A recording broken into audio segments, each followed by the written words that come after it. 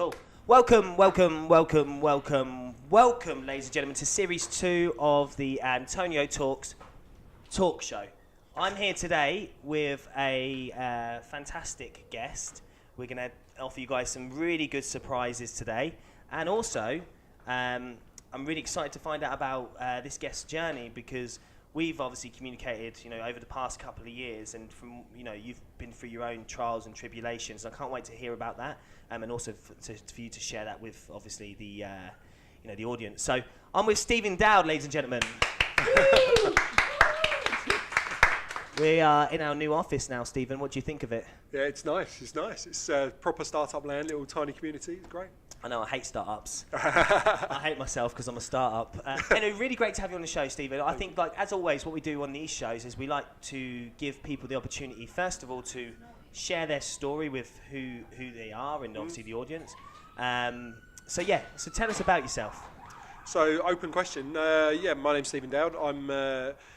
Personally, I'm a father, a grandfather, and a friend to a whole bunch of guys over in and around the city, and I'm very pleased to say that I've actually just recently left the city, which is good news. We'll come on to that in a sec.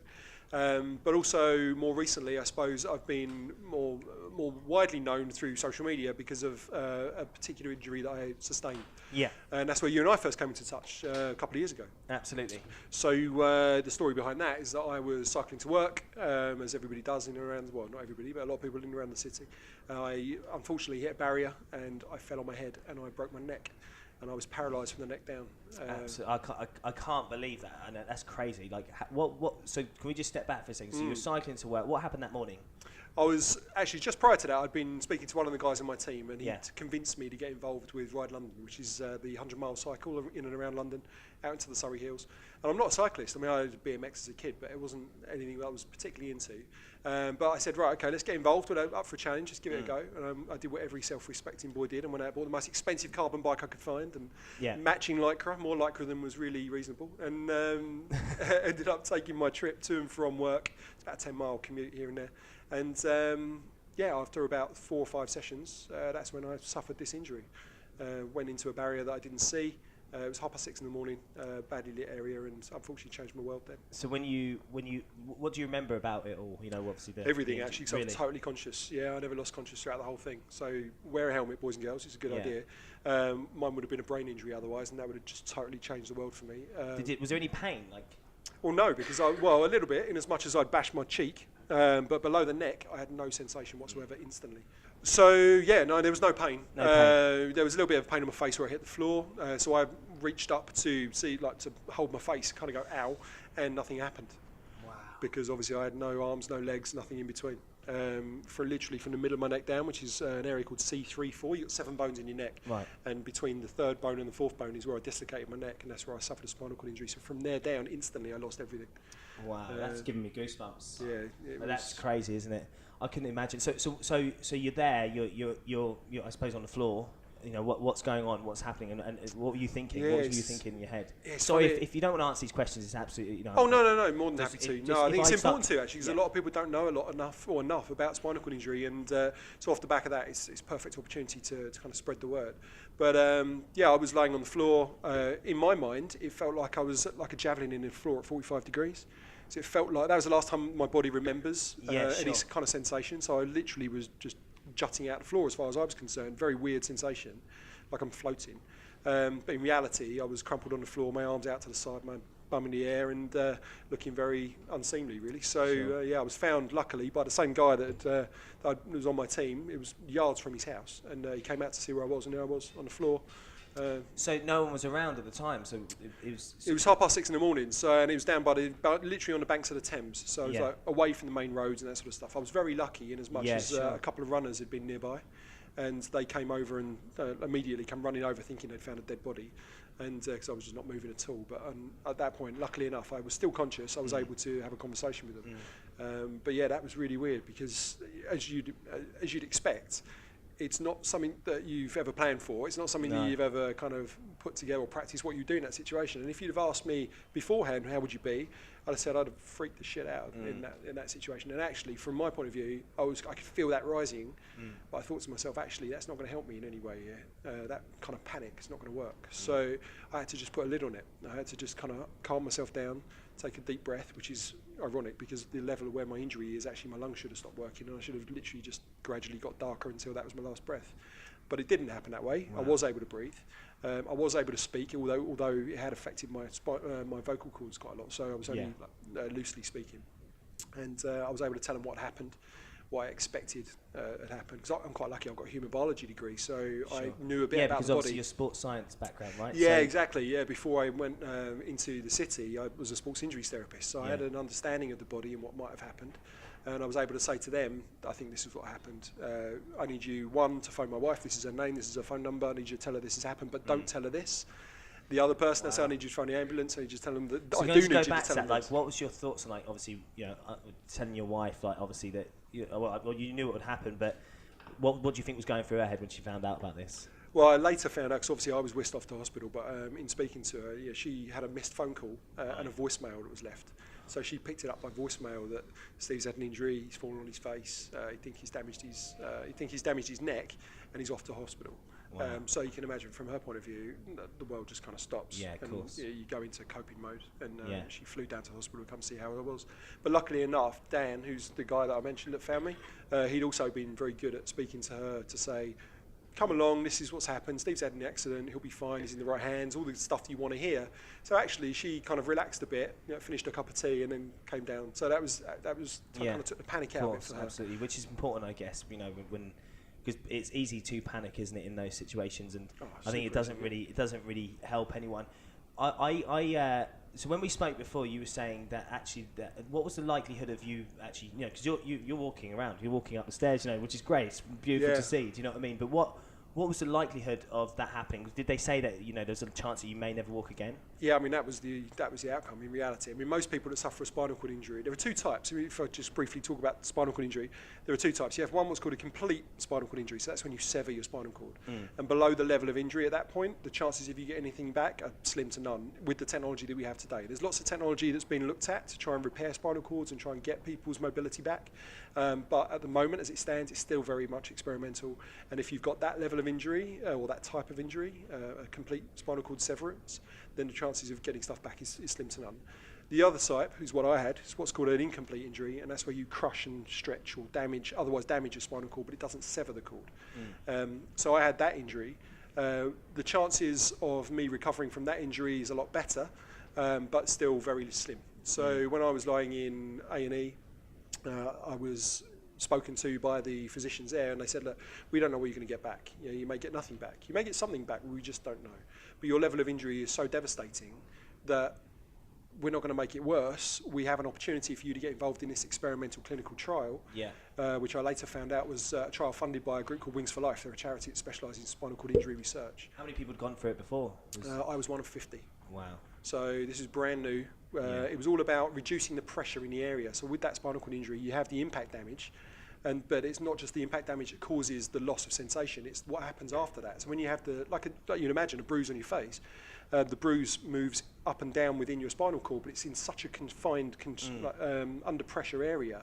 There's that secondary damage that can effectively lead from an incomplete injury and turn it into a complete injury, or the equivalent of. So the experimental surgery I had, they put me on my front. They opened up the front of my neck.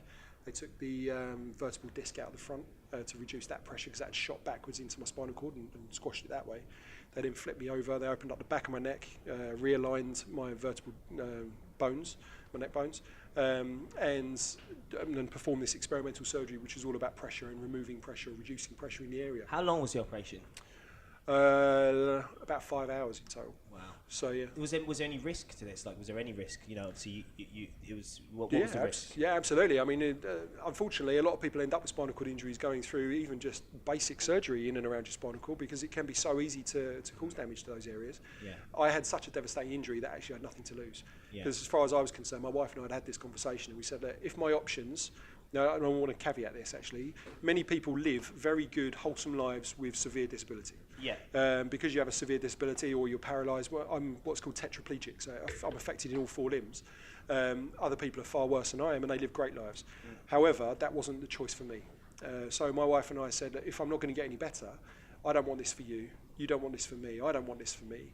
So in reality, my options were to go through something radical and maybe we get something back, or we book a one-way ticket to Switzerland and we call it a day. Wow. So we'd had that level of conversation, which was pretty extreme. That is crazy. Yeah, Like, you know, hearing this right now, and just the way, obviously, I know, you know, you must be such a strong person to like just be talking about it with such like. I suppose, I don't really know the word, but nonchalantness, like you're just sort of like, yeah, this happened to me, but actually this is like crazy. It was, I mean, I went through my own little level of crazy, you can imagine. Yeah. And when I'm talking about it, it's good to put it into words that people understand, where they can really understand the situation, because that helps spinal cord injury patients, not just me, but those people that haven't even been affected yet. Because spinal cord injury is one of those things that can happen to anyone at any time. Yeah. You know, the majority of people are in car crashes, something like 40% of car crashes. A lot of 2-foot walls, you know, a lot of people just staggering over, falling down the stairs, that kind of thing, can end up with a spinal cord injury that can either leave them paralysed or severely disabled. And that needs talking about, right? That needs research, that needs funding. But it's not something like, I'm going to pick cancer as a topic, but I mean there are lots of charities out there that focus on specific injuries whereby loads of research goes into it, because actually there's a lot of money to be made out of those kind of things.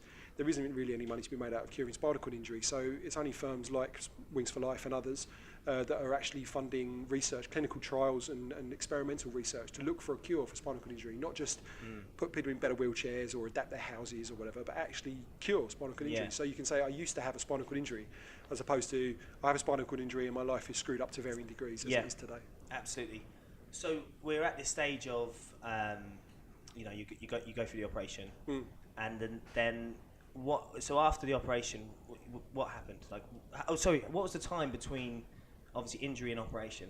Well, that's actually really important because of this bruising issue that they wanted to take away, right? If you can remove the bruising, you hopefully save more of the spinal cord. It had to be done almost immediately, and it was. I was in and out of surgery, well, into the hospital, moved hospitals to another hospital, under the knife, and then out of surgery within 24 hours, which is really important because some people are left languaging for months before they have surgery, and obviously a lot of the damage can be exacerbated, I suppose, by not having surgery quickly. But I was very lucky that they did mine very quickly. So 24 hours then. So then how was that road to recovery? Yeah, well, that was interesting because I started to get stuff back within a couple of days. I was in intensive care and I started to get what's called hypersensitivity. So I've gone from nothing below the neck to... This is a couple of days and nothing below the neck? Nothing below the neck at all. What was that feeling like?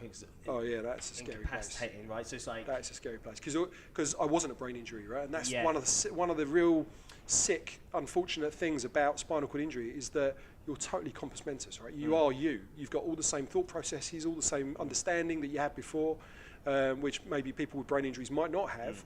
But with spinal cord injury like mine, then you totally do. So you're lying there thinking, like, Christ, I want to do all these things and I can't do them, right? I can't even scratch my own nose. I can't feel it, it's not painful, but that in itself is super scary. And, sure. Did you experience, you know, like when people maybe lose a limb or whatever, they experience that, you know, it's still there? Did you experience anything like that during that time? Well, kind of phantom. Yeah, the phantom, that was the word, word I was looking for. I wouldn't say so, no. I knew I had nothing below the neck, and I would try and feel it, and I could see it. I would try and feel what was going on, but I just couldn't, and it felt very odd. Actually, to be honest, we've all experienced what it feels like, in as much as you fall asleep with your arm under the pillow or whatever, and you wake up, you just can't move it. It's like that, but literally from the neck down. So it's not painful, but it's a hell of a scary in as much as you can't control it, right? Everything you want to do, you just have no choice. So those couple of days obviously must have been really, like, I don't know, was you depressed? Was you scared? Was you sad? Was you what was the feelings you were feeling like? All of those. I mean, there's a panoply of emotions really that come through. So everything from the panic never happened to me, and I can understand why it does happen to people. It's a scary place to be, but actually there was an element of me that compartmentalised that and said it's not helpful. So don't feel that. Only feel the helpful things. So the helpful things for me were being able to tell my family about what I was going through and hopefully understand what they were going through as well, because spinal cord injury didn't just affect me, it affects everybody around me, right? Everybody suffered that injury that day. But yeah, so it was It was scary. It was emotional. It was all the negative elements of that. But I think there's an element of me as well that's got that kind of very proactive, positive attitude. Yeah. You can't positively think yourself because I was just going to ask paralysis. You, like, what is it about you that, because obviously people will panic, there is a certain mindset in people that they would panic, and I don't know how I'd act to that because I'm not in that situation, right? I've never been in that situation, fortunately. But what is it about you that made you sort of be that rational about it, I suppose? Yeah, I don't know, if I'm honest. I don't know what it is. I think there's... I think people have an element of personality that they're born with, I think. There's an element of this is just who you are. I think we also learn a lot of techniques and we learn a lot of skills from those people around us or from books or self-learning or whatever it might be. But it's difficult to put them into play at that very moment. Like you say, I hadn't planned on this. I hadn't kind of worked out what I would be in that extreme situation because I never planned to be in that extreme situation. Yeah. But I had been in other situations. And other situations I could then lean on and go, right, okay, what did I do then? How can I behave in that situation? I remember one of the girls I used to work with, a lady called Zeba Goddard, said to me, of all the people this is going to happen to, for it to happen to you, you're born with the ability to get through this. Yeah. And actually, I laughed about it at the time, but I thought it was a really important thing that she said because it made me go, you know what, maybe I have. Yeah. Maybe I can. And from then on in, I saw it as more of a challenge than I did as an affliction. So let's move to that because, then we talk about the challenge, the actual things you call 200-day challenge or the 100 challenge or whatever it was. So let's go into that road to recovery. So the operation's successful, you start getting feeling back. Was that a feeling of relief? Like what was the... Yeah, massive. I mean, after 2 days of having nothing, I had to come to the conclusion that I'm going to be going through experimental surgery to maybe get something back, but the chances are slim. Yeah. But if that doesn't work, which is far more likely, this is what I've got forever. And was you really prepared to do that plane to Switzerland? Totally. Really? Totally. Yeah, I mean, and that was not as hard a decision as it sounds, interestingly. Yeah. I'd made other more mental gymnastics around other things about how I was going to try and improve, about what I could and couldn't do, and acceptance and that sort of stuff. But no, I mean, I was committed to that. I didn't want the long-term element to be me with literally just having people having to move me around for the rest of my days. Yeah, I mean, to be honest, I'd probably be the same. Yeah, it's hard yards. It's a very difficult decision to make. So we'll get into the recovery piece actually in a moment. So did you know that I suppose, obviously before the accident, you were probably worrying, stressing about pipelines in recruitment and stressing about MDs that you haven't got jobs, or haven't got bums on seats yet, and or we've got to hit this target for employing people. Yeah, did that sort of accident after, obviously the recovery, and when you think back, did it sort of make you go, what the fuck's this about? Perspective. No, absolutely. I think from my role previously was I used to run recruitment I was head of recruitment for investment management in EMEA at BNY Mellon, Bank for New York Mellon. And I've been there for over 7 years. I've come off the back of the best part of a 20-year career in recruitment, both executive search and agency side, as well as the in-house piece. So I kind of worked that whole panoply of that. And as you rightly know, a lot of it is, and it's not just recruitment, it's any job, right? You've got deadlines and deliverables and plans and clients and that all seems so important. Absolutely. It seems so important to the centre of your life. Yeah, absolutely. And then it's not even like it seems important, it is important. And that was the thing that became quite different for me. So I went from 14-hour days to like saying goodnight to my wife from the office, which is just crazy. Introducing yourself to your kids at the weekend. I mean, stuff that nobody wants to do, really, if you stopped yourself and went, actually, is that the plan for your career? Yeah. But you find yourself there incrementally because with recruitment, with promotions and bits and bobs, you find yourself at a relatively senior level, and you've got there incrementally. So it's always just been a little bit more extra work, a little bit more extra responsibility. And your family have dealt, because it's only been a little bit more, so it's like not a drastic change. No, exactly. So everyone gets used to that sort of... no, exactly. You're not coming home till maybe 10 p.m. at night, 11 p.m. at night or whatever, Yeah, exactly. So before you know it, you're working crazy hours, doing crazy things, and then your life stops. It just makes you stop. Yeah. And that was an amazing event, actually. I could say that's one of the formative times in my life, was 2.5 years ago when that happened. And it made me realise, whilst I was lying in bed in intensive care and then in high dependency, that and this is probably the important phrase, I'd overvalued what I didn't have, and I'd undervalued what I did have. Yeah. Absolutely. And that was a really important understanding for me, because I was constantly chasing bigger, more, better, longer, all those extensive words that you would use to assume that it's a good thing. Right? A lot of people grow their careers thinking they're going to earn more money, get a bigger house, bigger car, etc., etc. And in reality, what they're losing in order to chase those things is all the things that are actually really important to them.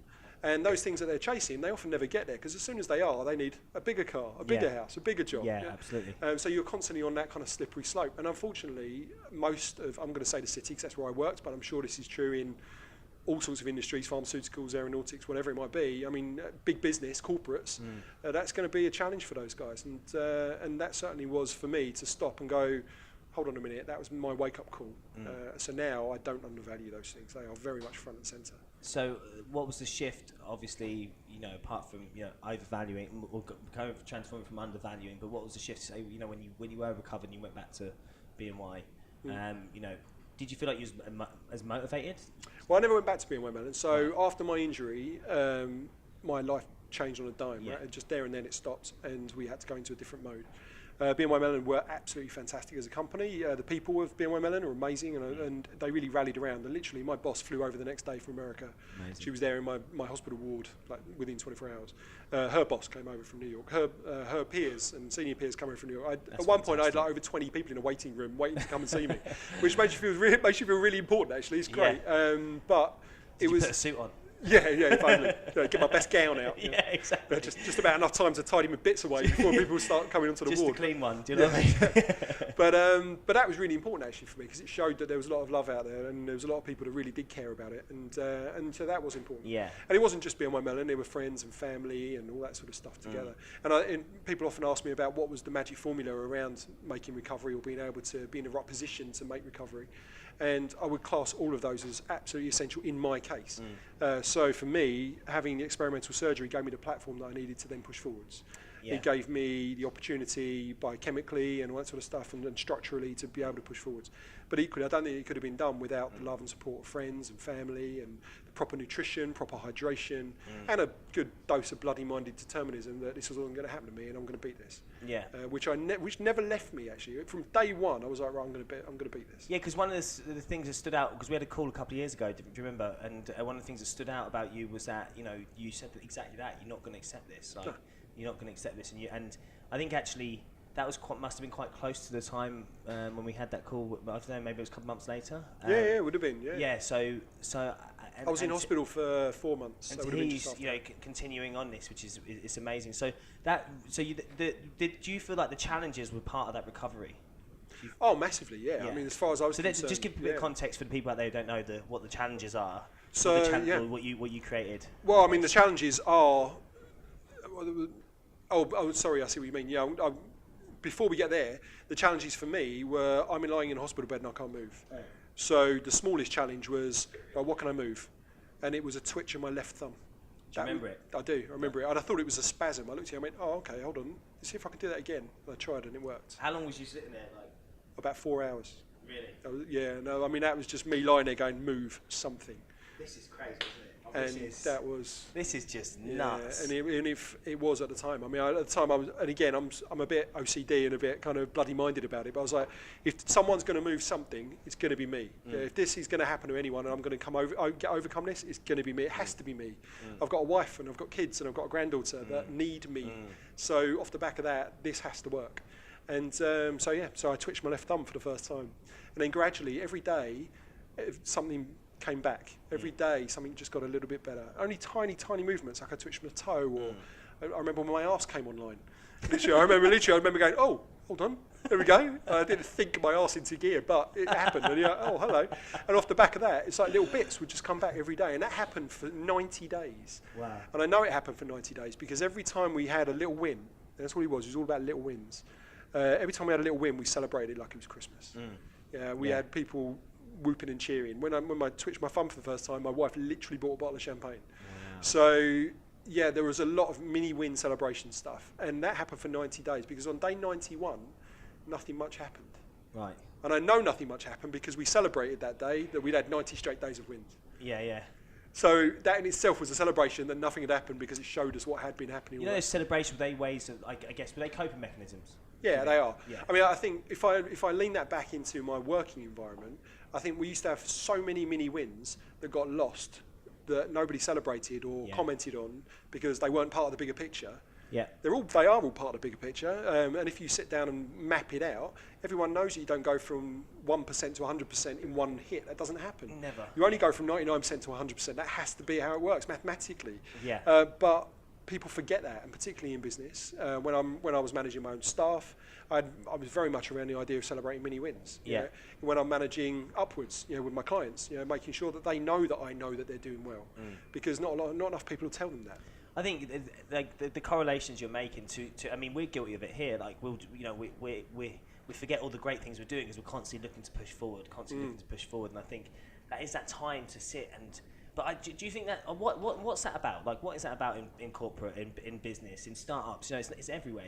I think in capitalism, what's it about? Why do we not look at those mini wins and we're just constantly pushing to the big wins? Yeah. Even when the big wins happen, you're like, yes, you like for 5 minutes, I'm like, great.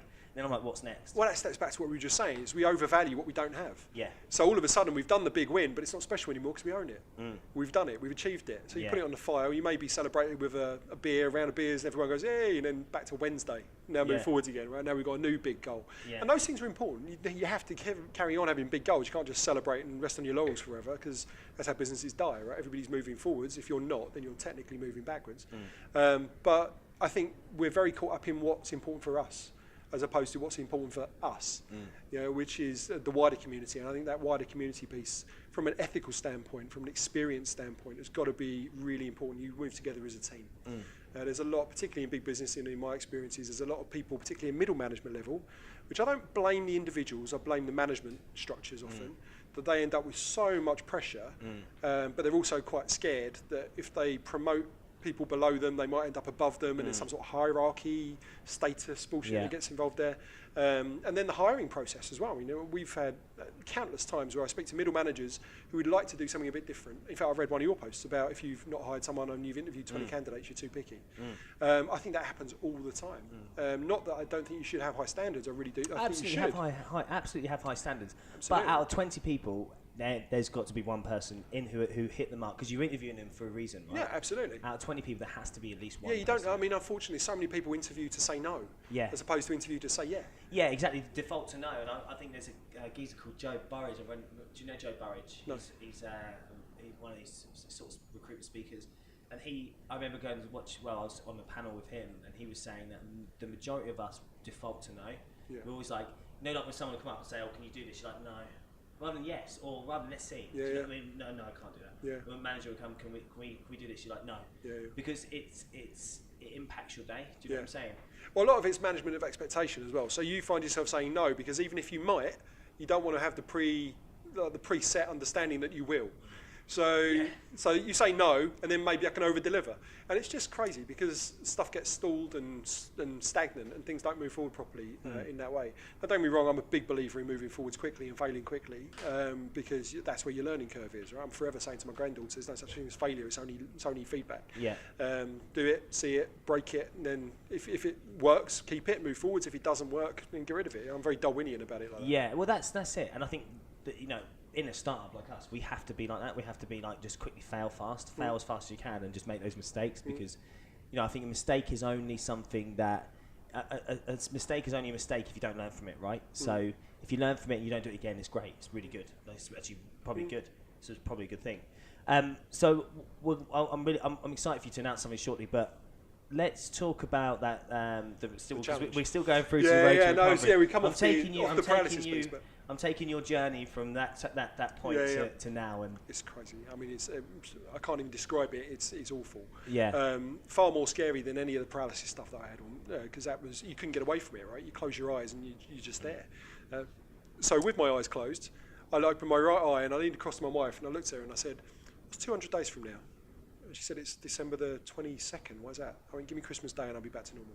Wow. And I closed my eye and I went back to my little world of pain. At this point, I hadn't even moved my little thumb, right? So I had nothing below the neck other than just on fire. And there I am making promises to be back to normal in 6 months. I don't know where it came from. I don't know where 200 days came from. It just kind of popped into my head. Are you a religious person? No, not at all. Do you believe in anything sort of like that, like any sort of higher level? No, not really. I'm very humanist around that. I think, we are the gods, really, ultimately, if I was to put some sort of deity thing on it. But I think we do choose. I think we have choices. Now, I think some people have more choice than others. Some people find those choices easier to make than others. Yeah. But I believe it's all there to be chosen. Do you think you've created this? Do you think you've created this whole environment that you live in? I'm part of what's created it. So yeah, so there's a whole bunch. I'm not so omnipotent that I can create the world around me, but I'd love to think that's the case. But my thought process is that I've created this all. Like I think I've created you. Yeah. And you. Like, I created all this just through thought. Yeah. But that's the whole point. You're not even real. Yeah, it's the Matrix all over again. This is my thought. Like none of this is real. It's like just what I've created. Well, to be fair, there's a lot. It's the Truman Show. John Locke, the philosophist, John Locke. That's if a tree falls in the wood, no one's there to hear it. Didn't really happen. It didn't really happen. Yeah, and all that sort of stuff. So maybe the perception element of you seeing all this around you is only your perception. Yeah, exactly. So in reality, from that angle, logically, that could be that it doesn't exist for everybody else because they have their own realities. That's it. Like it sort of reminds me of when I was 16. I'd done some pills, and I ibuprofen. No, it was the first time I did ecstasy. And I mean, look, when you're 16, you mess around with drugs. I'm not 16 now; I'm 29. So. But when I was 16, which we don't recommend. Yeah, exactly. No drugs at all. No drugs. But took it the first time, and then I didn't really have a good experience with it. And I was sitting sort of in my mate's living room, and all the curtains were closed, and I felt like that was the only room that existed in the whole of the entire world because I was there only making it happen. Yeah. So I kind of still feel like that. I kind of still feel like this is the only thing that exists right now because I'm here observing it. Do you know what I mean? It's funny you say that. I mean, my element of that is that when I was going through lying on the floor, barely being able to breathe, not being able to move at all, my thought process was just get through this second. Okay, I did that. Just get through this second.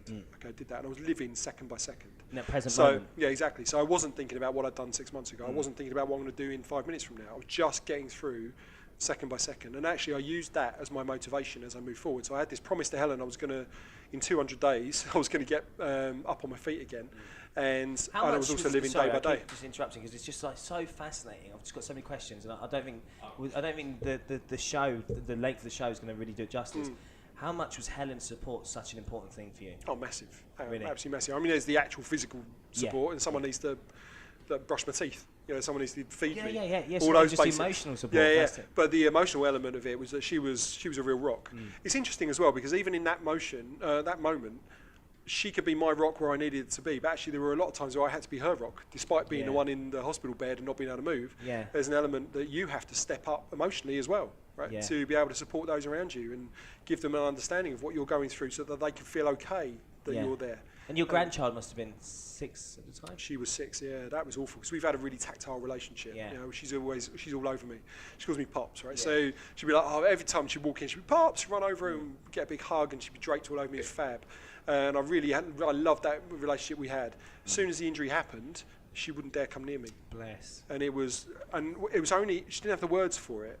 And it was only when I was in a wheelchair, fast forwarding a little bit, I was in hospital, so like 4 months I was there, so it's probably about 2 months in. It was only after those 2 months of not really touching me, like stroking my arm or whatever, but again, I had the hypersensitivity, so it was stupidly painful every time she did. Yeah. I had to kind of grin and bear it. I sat her on my knee and I said to her, you're not going to break me. Are you worried that you're going to break me? And she was. That's what it was. I feel like I'm going to cry, honestly. I honestly feel like I'm going to cry. It's like, man, it's absolutely... I did cry that day. And by the end of it, she was battering the shit out of my legs. I was going, look, I said, hit me. And she really gingerly tapped me. And I was like, that's it. She thinks she's going to break me. So I made her hit me harder and harder and harder until by the time we got to the bottom of the lift, she was literally bashing the shit out of me. And but it was fine. And from then on in, was that the day you left the hospital? Was it? No, that was 2 months in. So 2 months in. So I did another 2 months at another hospital. Yeah. So and this was what? This was 160 days in then, 100. So yeah, I mean, effectively, when I was looking at the 200 days challenge, that was my promise to Helen to get back on my feet in 200 days. Christmas Day was the goal. So stupidly ridiculous, ambitious goal that I knew I wasn't going to get to overnight, but I was going to use that promise to Helen as every day, just incrementally, step by step. And my promise to myself was just be better than yesterday. Like I was when I was saying on the floor, just get through this moment. My promise to myself was just be better than yesterday. Forget what we did last week. Just be better than yesterday. And if you can do that, you're winning. Yeah, cool. So that's how I knew that those 90 days, the first 90 days, I was moving forwards and forwards and forwards, and it was a celebration. Yeah. Day 90, I walked for the first time. Could you walk? What was Badly, I was bouncing off the wall, and there should have been a few little, probably more cushions around me than I had. But we pulled up to my mum's house in Chelmsford, and I was in the car at the time. I'd been helped into the car out of my wheelchair. My mum was worried about trying to get me up some ramp in my wheelchair into the house, and we were panicking about where I was going to stay and all this sort of stuff. And because of all that, I went, well, why don't I just get up and walk? Yeah. So I gave it a go, and I got out of the it? car, and I Was it very tough? gingerly got up, and I very gingerly walked towards the door. People were worried all over me because there's 2 or 3 steps up to a house, but I managed to do it. I got Did up it the feel steps. like? Did it feel like a task? Like, did it feel like you were really doing everything? Oh, I was dragging weights. Yeah, I yeah. mean, it was hard Yeah. work. It was hard work, but it had to happen that way. And as far as I was concerned, I had to keep facing these challenges and had to keep pushing into them. And if I failed, I failed, but I had to keep pushing at them every day. Yeah. At this point, because I've got what's called central cord syndrome, it affected affecting my arms more than my legs at that point. So that I did face an opportunity. Well, I did face an outcome potentially that I might get my legs back and have no arms, which is just a crazy situation. This right? is mad. Like, this is probably the best interview I've ever done.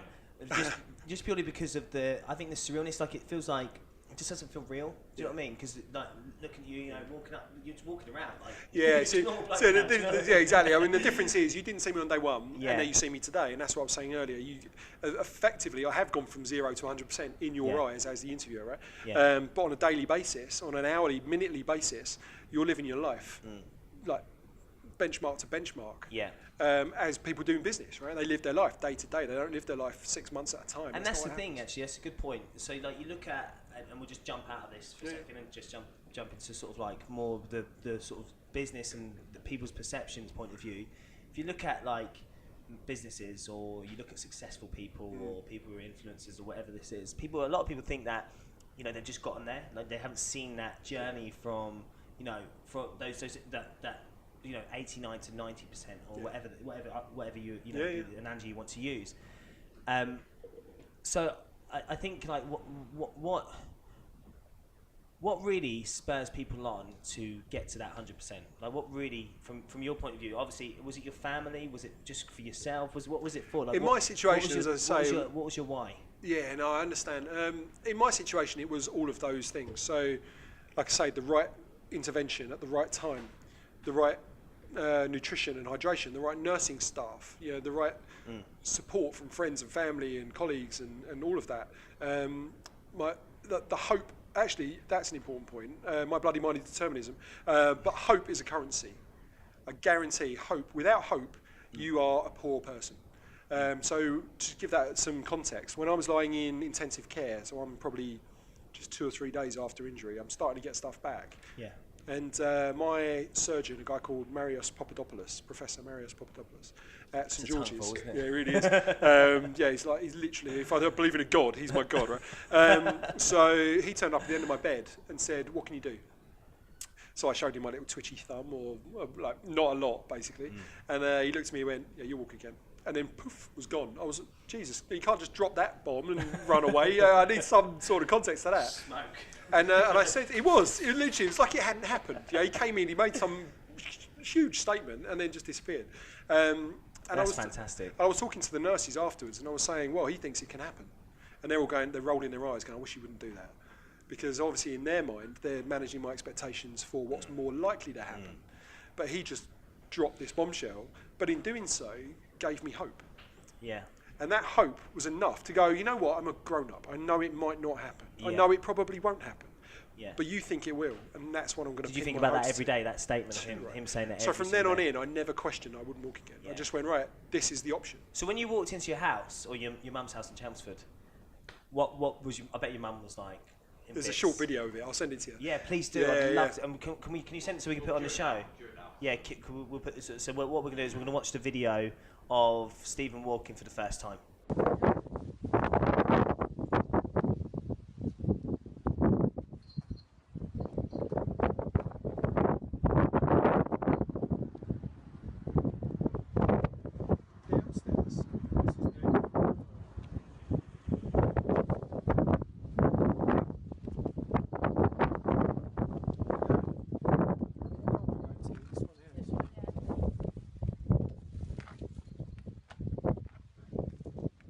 Almost normal. That's brilliant. Really good. Feels good actually.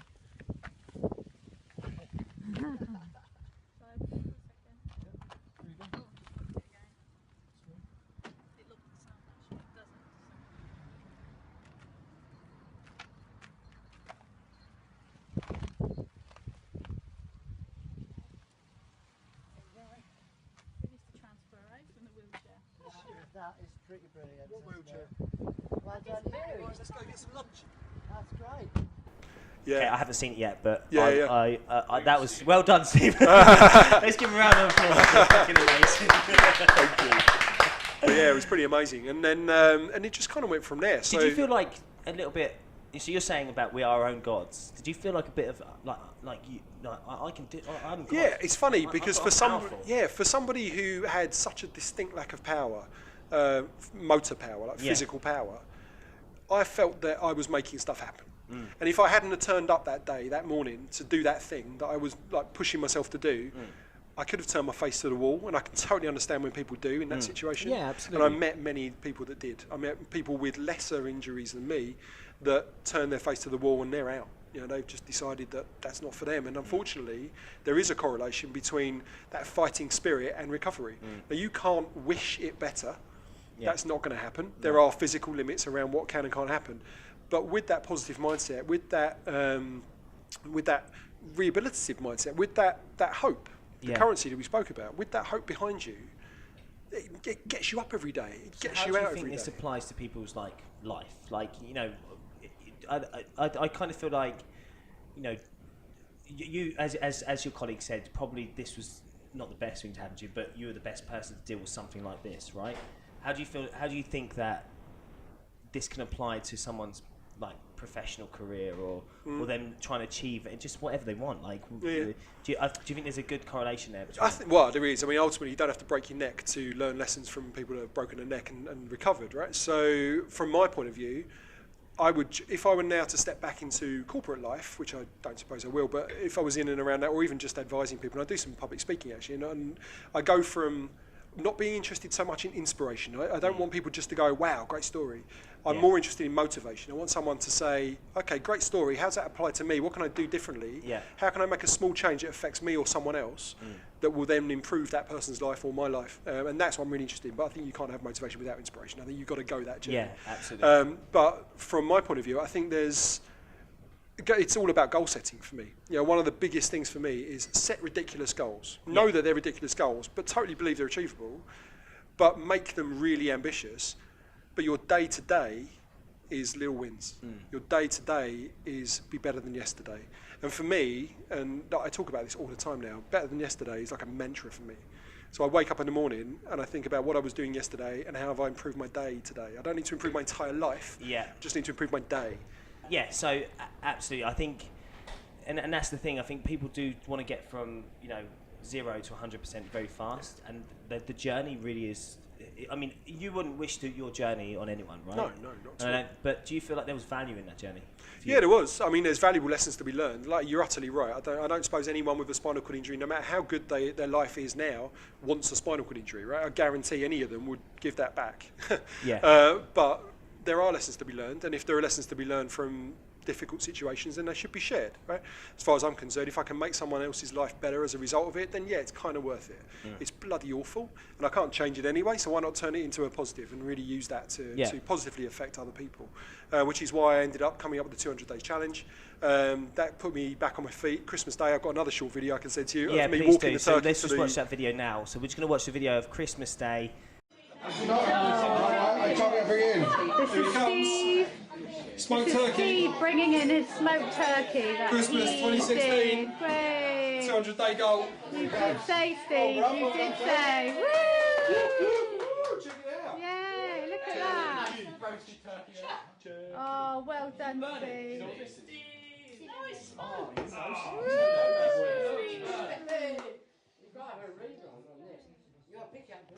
Well, what can you say? You said you would do it, and you've done it, haven't you?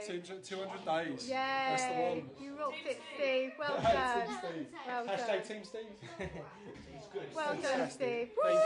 Remember what was? Was that the best Christmas you've ever had? It was the best Christmas we've ever had. Really? Yeah. We had. Was you drinking throughout this time, by the way? Did you stay off the alcohol? Did you feel like that would have sent you down a different path, or do you think? No. The alcohol was very important. Cheers. We had. I'll drink to that. No, we had. Actually, to be fair, this is quite an interesting one. I was at St George's Hospital for 2 months. I went from intensive care to high dependency, and I spent most of the time in high dependency. Most of the time, I would see other people in wards in beds that didn't have as many visitors as I would have, and didn't have the ability to get in and around the world. I mean, I couldn't stand pretty much all the way through. I stood almost at the point where I left St George's. But we had a little bar. I'm going to give them a plug. There's a little bar around the corner in Tooting High Street called Toto's. T-O-T-A, and they were instrumental. They do a 2-for-1 margarita, which is incredible. And I was being wheeled out with my little catheter bag. I've got a pipe in my willy up to my bladder, sucking my wee out. Do you have a video of that? I don't. I've got a bag strapped to my leg collecting it, or I've got the biggest wheelchair you've ever seen because I can't push it, so someone else has to wheel me around. And we were going out almost 3 times a day, just getting it around about. Going, I need a coffee. Let's go grab a coffee. I need to go and get a margarita. Let's go get a margarita. Yeah, because you're not smuggling them back onto the wall. Because in my head, before you said that, it feels like you were stuck in a room for however long, but actually, so you were up and about and you were still. Well, no, I mean, I was stuck in a room and I went, no, not for me. That's not healthy. It makes me laugh when you go into these wards and they've got all this artwork on the walls, but nothing on the ceiling. Yeah, half the people in there are laying on their backs looking at the ceiling. It's totally bland. So all the artwork on the walls really to make the people that are coming to visit feel better. But that wasn't good enough for me. And I went, no, I'm not having that. We need to get out. I need to get some air. And I remember going out for the first time. They put me in a wheelchair, stuck me up onto a lift. I had to be in a hoist. I had to be lifted into the wheelchair. Wow. And then in that wheelchair, they took me around up to a level, wherever it is in St George's, which is an outside space. And I remember after having a few weeks of just being indoors the whole time, being totally overawed by the smells and the sounds and the light. Yeah. Crazy. They had flowers. It was summertime. They had flowers out, and I could barely look at the flowers because it was like HD. Everything was just like, whoa, absolutely crazy. So the sensations of not seeing them and not being out in fresh air, totally. All of a sudden it's. And that in itself was healing, right? That was to go, no, this is real life. Yeah. That's not real life. The cleanest floors in the world is not real life. Do you still go back to Toto's? I do. Yeah, I do.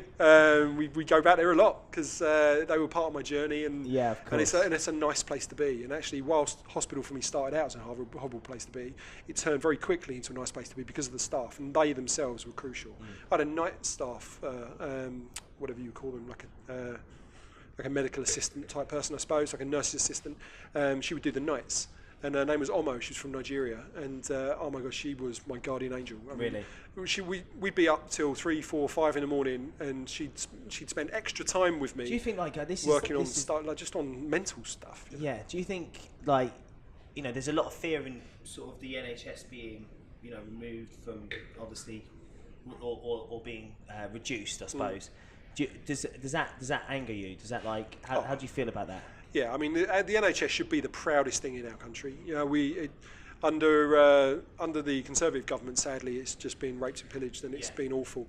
No, I mean, to be fair, the Labour government haven't done a huge amount of benefit for it, but it's a black hole in many ways. It's underfunded, has been for so long, but it should be the thing we're most proud of. It should be the thing that we fund most commonly. I mean, it's free healthcare. It's not free, let's face it. We all pay for it, but it's but healthcare at point of need is absolutely crucial to the well-being of our country, to the well-being of the psyche of our country. It's what brings people together.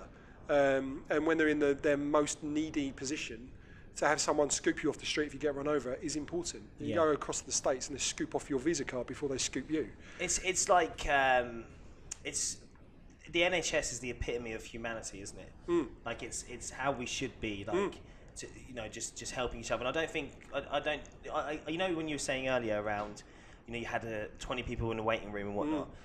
I kind of feel like. Do you kind of feel like why do we have to get to that position for us to go and just see each other and just show love? Do you know what I mean? Agree. I think that's another thing, and it's the same. So I've been to 2 funerals in November. Don't come near me. Do you know what I mean? I'm a dangerous man. Exactly. But I met up with there was one of my best friend and another one of my best friend's mum, and but we met up with all our friends from back in the day. We saw each other. It was such a great time, catching up, because I'd seen people in 10, 12, 14 years. And we were just saying, like, why is it that we have to wait for these types of disasters to happen, or these negative things to happen to get together? And so we're now starting to do a bit more. Like I'm sort of initiating a bit more of like just doing a regular checkpoint every like 3 months, just going down to the pub or whatever. Yeah. Because like life just like gets in the way. I think sometimes, doesn't That's it? true, and I think social actually gets in the way a lot of that. Yeah. Who's not on a Facebook page and knows what the kids of the 14... Great point. Someone you haven't seen for 14, 15 years, you know what their kids look like, and you haven't spoken to them forever. Yet at the same point, you never phone them up because now you know what they look like, you know what they're up to. So exactly, so social media almost becomes anti-social because you already know what's happening. So why bother to phone them up and find out because you already know. So there's an element of social that I struggle with that's not social in any way.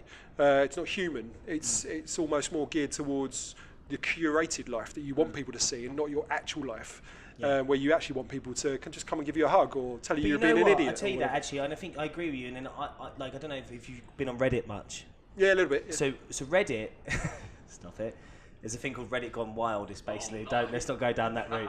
Anyway, if you want to know what Reddit Gone Wild is, just go and look at it. But basically, on Reddit, there's Reddit's fantastic, and I'll tell you why. Not because of Reddit Gone Wild, but because it's like communities of people, and you can create your own community. And anyone who's interested, if you're interested in plug sockets, everyone go and talk about plug sockets. And there'll be a curation of a community around plug sockets. Yeah.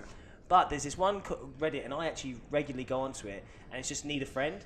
And like I just put out on there, if anyone wants to chat, anyone wants someone to talk to, just message me. Yeah. And this is one of my favourite pastimes of the weekend now. Is like just basically having like people who just need someone to chat to, but they can't speak to their friends. But they just want to chat to someone and just like unload. And there's a lot of people who are depressed and whatnot. And I think what spurred it on was my best friend killing himself. But now that's one of my favourite pastimes now is going on there and actually being humane to people who feel like they can't, who don't have anyone to connect with because their friends may think they're less of them because they're sharing their emotions or they don't have a family to speak to. The amount of people I speak to on this platform now is crazy, and it's just like, and all I'm there is just like listening. I'm just like, so how do you feel about that?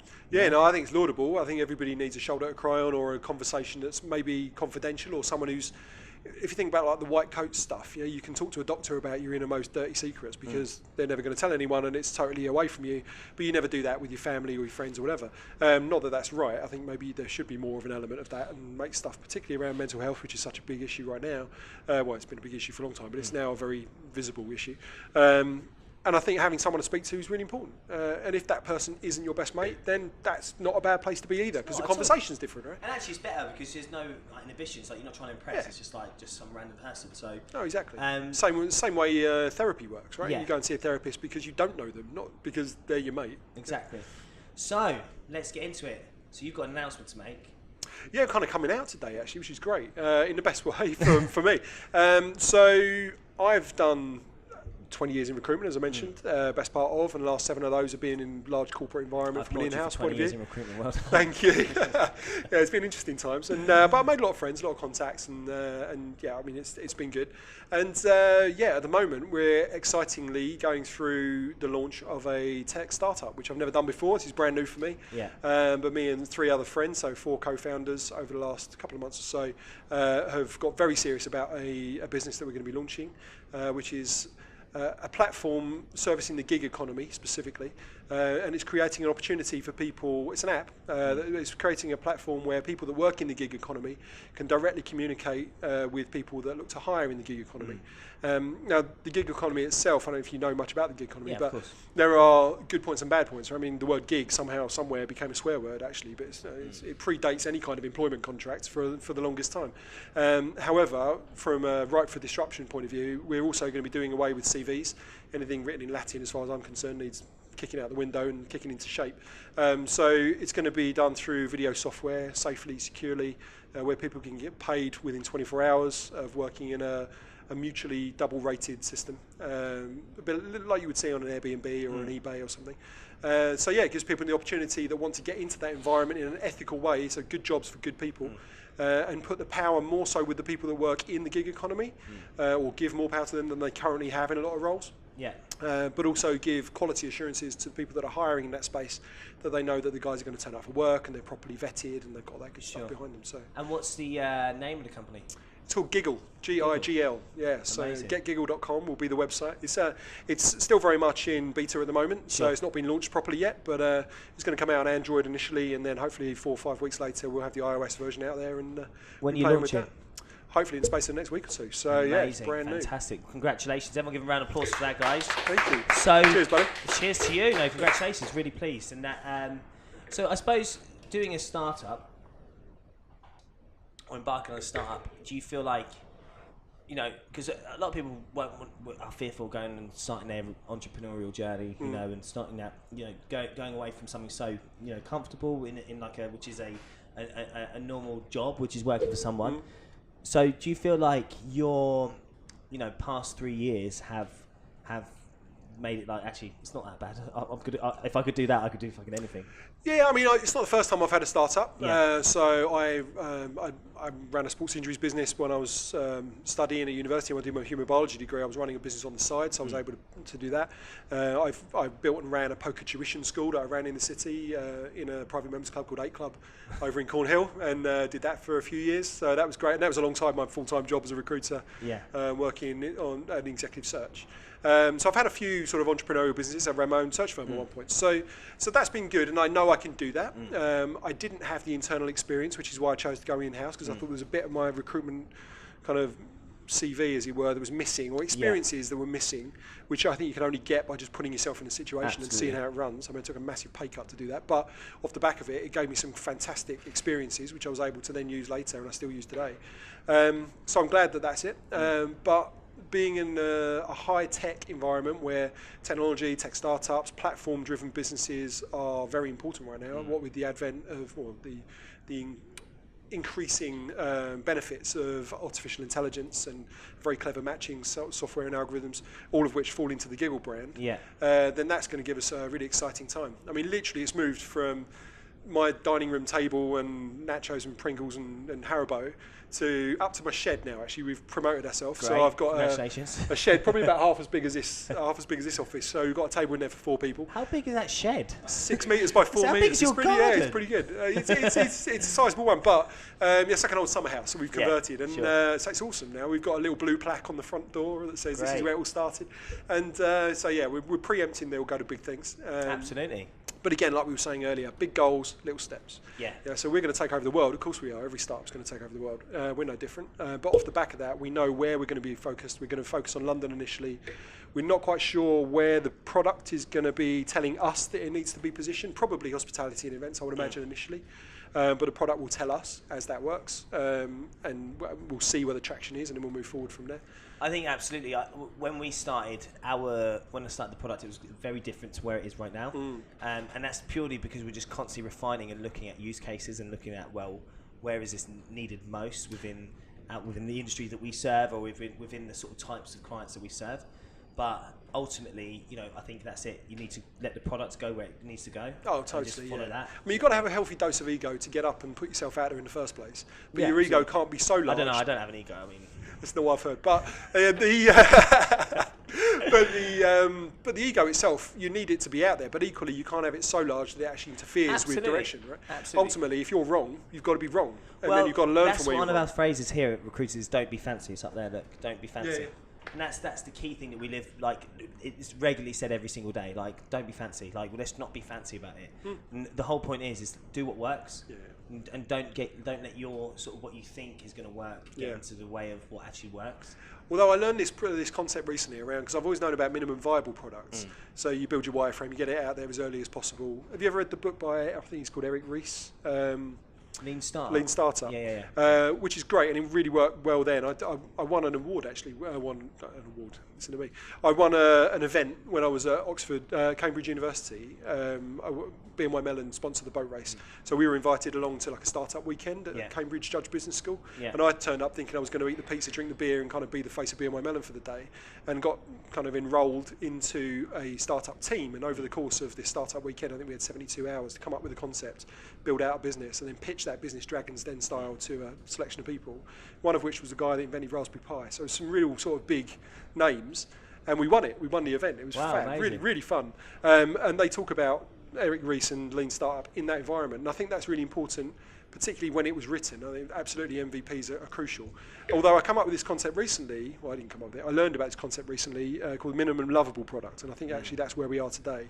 You put out an MVP too early and people just don't like it, then unfortunately you're not going to get the data that you need. It needs to be advanced enough that people go, oh, actually, no, I can play with this. Yeah, and that's where we are with Giga. We're in that kind of beta stage. Yeah, I think that's right. I also, just learning from when we put out a product, I don't think it was too early. I think it was really important we put it out because no one used it. So it was like, well, because you can still be building a minimal viable product, but unless you see if people are using it or not, it's not going to be. So you just keep it going, and then now we're in a place where we've worked out the real hyper-specific use case for it. And it's more of a Trojan horse than anything. Which, but yeah, you're right. Like, I do think that, what Eric Ries has to say about it is exactly that. The constant agile, constant iteration, But ultimately, it's just like you need to be prepared. Like a lot of people think you can build a product and then just let it go, and then no development, nothing. Not even. Yeah, it's not 1985 anymore. Or anything like that. Not even doing the interface, changing the interface or whatever. But actually, it's a constant thing. Like you can't just build a product, put it out there because it needs to maintain, it needs to change, and it's very costly. Oh, it is. No, it is. It's fucking really costly. No, it is expensive, but equally, those are lessons learned, right? That's all part of your development cost because your development cost is really your business generation cost. Yeah. And if you're not developing, if you're not spending that money on biz dev or DevOps or whatever it might be, then actually you're moving into stagnation, and that's costing you far more. If not your entire company. Yeah, absolutely. Awesome. Really good to have you on the show. Did you have a question? Way past the point of context, but what we tend to do is the questions I've got. No, the news previous news of a previous day. Yeah. Do you want to do that? Or? Yeah, I do want to talk about previous news of a previous day. We have this segment which is called Previous News of a Previous Day. We don't really do a sort of graphic in it, but we'll just go Previous News of a Previous Day.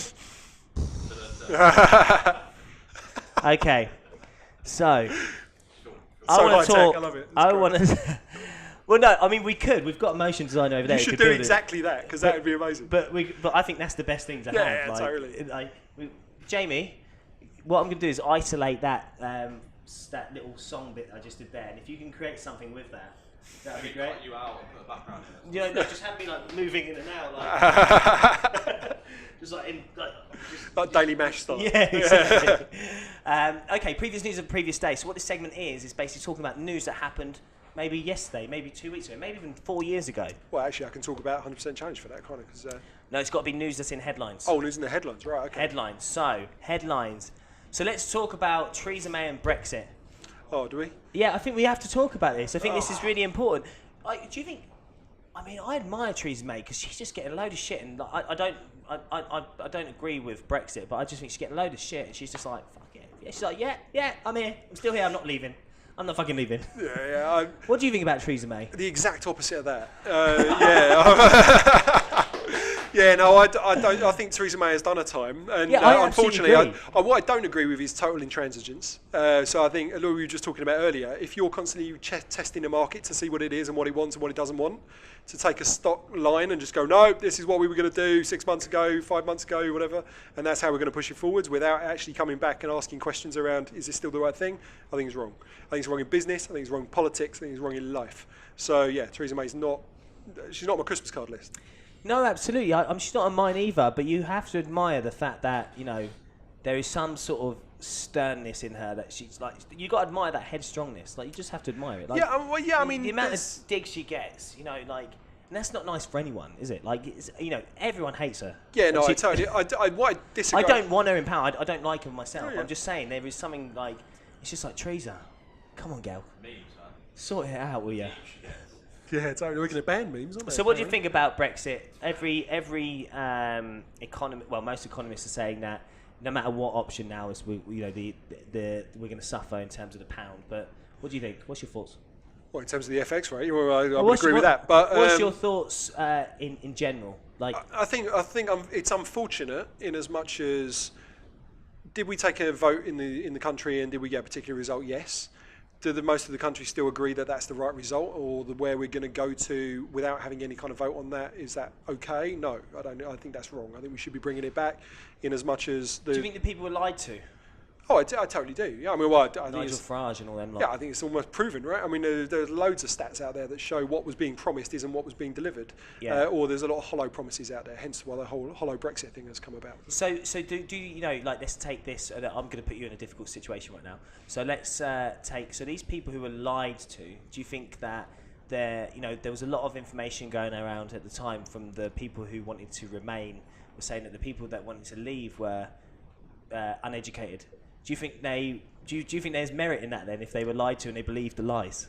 Depends what you mean by uneducated, because if it was literally uneducated in as much as they don't have the information to their fingertips and give it to them around the information that they're going to be making decisions on that will totally affect their future, not even just them, but their kids and their kids' kids and down the line, then yeah, I think they're uneducated there. Do I think not having a degree makes you stupid? No. Yeah. There are loads of people out there that don't have degrees. You should fucking run for politics. Look at him and his answers. No, I mean, not being educated in a classical sense, in as much as having a degree behind you, doesn't mean a bean. I know loads of people that are out there that are running startups and doing well in business. Take a look at the FX market. Go into any bank and look at the FX market as was. If they're not FX traders, they're cab drivers. I mean, that literally is where they end up when the FX market takes a plunge half the time. Yeah. So off the back of that, not having classical education doesn't mean you are stupid, but not being given the facts when you need to make a specific decision but do you think that will affect your future. I think that's good. But do you not think it's like someone will come along to me and say, look, I advise this. I won't take that verbatim. I'll be like, right, okay, I'm going to go look at my own research too, and I'm going to do my own sort of. So do you not think that people should really be critical? I think actually Ian, who left earlier, who's the MD of Recruited Social, we had a debate about this, as we always do, just debate anyway. But he was saying that I think we need to be teaching critical thinking in like schools and whatnot, because not taking what you see as facts, because you can take a lot of, and that's why let's take the Cambridge Analytica scandal. And it was very much based around that people were just being fed these stories, fake news, and they take that as verbatim, because there's something about media, isn't there? There's something about media, like people will look at certain people, or they'll look at certain articles and believe them, or anything that's online they'll just sort of believe it because it's like it feels substantial, because we haven't gone that far since having the news or news in a newspaper to having anything anyone could publish on social media. No, it's true. I mean, we're all reporters these days, right? I mean, it takes 5 seconds to write a post, and half the time reporting is like a soundbite that and someone whilst came there was up probably credibility in the newspapers, which it was, they couldn't publish things that didn't have corroborative stories or didn't have, a point from the person who's been accused, whatever it may be. Right now, anyone can put anything out, and we're still taking that sort of mindset as verbatim. Well, you've also got the other element of that is that at least when you buy a newspaper, it's written for anyone who wanted to buy it. Yeah. But on social media now, your feed is automatically geared towards people like you that want to hear stories that you want to hear like you. Yeah. So there's no critical thinking, because it's all the same story, it's all the same noise coming at you in the same way through the same lens. I'm sorry, I know you see me at the top of your algorithm every I top do, of your newsfeed yeah. all the time. It's just me fucking But I mean that is true, right? I mean, news is now coming to me through my social channels, if that's where I choose to find my news. Yeah. In a particular lens, or through a particular lens. Twitter. Yeah. Yeah. Right. What's the other stories? We'll do one more. Really sorry about that. I'm into dying technologies. Is that what you're saying? Speaking of the point you made about how everyone's a reporter now, did you see that video clip of that Syrian kid being like? Yes, and his sister. Yeah. Yes, I did see that. I didn't see it. What was it? So there was a Syrian refugee that I think was a refugee that had come across to the UK and was being schooled in this country, and unfortunately there was a bunch of kids set upon him, videoed it. He can't be more than about, I don't know how old he is, probably find out actually, but he's probably about 12 I was going to say, but yeah, that kind of age, and they grab him by the throat, put him to the floor, pour water in his face. Water basically. He had a broken arm from them. Yeah. So he was. Who did that? Some of the kids in English the, kids. Some kids at Huddersfield School. I don't know if they're English or not, but in that school, so kids who are here, were doing that to one of their people in the school, right? One of their That's fucking terrible. colleagues. What's happened is that's gone on Twitter. It's been literally like just retweeted every comment professional footballers. They've raised about $100,000 apparently for that family. Yeah. But but the thing is, I also remember from Huddersfield, there was another piece of news going out about 2 weeks ago. Maybe this is what's creating the divide, is that public media like the Mirror, the Sun, the Daily this, whatever. They put out a post about a Syrian geezer who was like 36 and he was in school because he come over and said he was 14. And so then that's now created this divide. These kids now like looking at anyone who maybe looks the same as this person, because of their skin colour or whatever it is. But this is if you take the symptom, there isn't the kids because they're arseholes. The symptom isn't the kid because he's, the symptom is because media are feeding these children or feeding the parents these children that you've got 46-year-old people posing as 14-year-olds in your school. No, exactly. I mean, this falls. That's ridiculous. I haven't seen that, and I don't want that. And then, unfortunately, his sister has now been targeted. So yeah, she's actually had the same kind of thing, hasn't she? It's awful. It's like a big question. As like you talk about how like you had traditional kind of news and newspapers and stuff, and how that was like authentic, and how like having someone posting that video is literally going to change his kid's life for the better. It's like you have to weigh out what's moral. Although someone posted that video. Changing the kid's life for the better is probably accidental because the person who posted the video was probably the person filming that happening. So actually, in reality, how much are they making that person's life better on purpose? They're really not. Yeah, it's kind of. They're as bad as the person with their hands around the throat of the kid. The filmer, the person uploaded it initially, yes, but it turns into a good stream of that's talking to people who actually want to change that. Yeah, and that's one person in hundreds of thousands of times when that happens. If you saw them?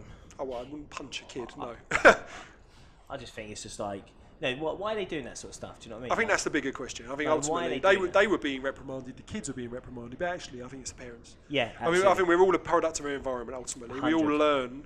We're not born hating anyone, right? Yeah. You don't know anything. You don't have prejudice. You don't have any understanding of that stuff. You learn it as you grow. Right? Yeah. And as a result, if your society at large you've been sheep dipped in racism or sexism or whatever it is that is your particular brand of dickhead, then that is of dickhead. Then unfortunately that's society at large's fault, which actually makes it all of our fault. Yeah. You go to Scandinavia, you go to any of the Nordic countries, actually they're very good at society owning the problem. So you get a child rapist or something like a young child. My wife used to work in youth offending team in Tower Hamlets, and so it'd be sex offences and drug offences and stuff under 18. If they exist here, like Jamie Bolger and those guys, they were a case in point. In the UK, we literally had people throwing bricks at kids in a police van.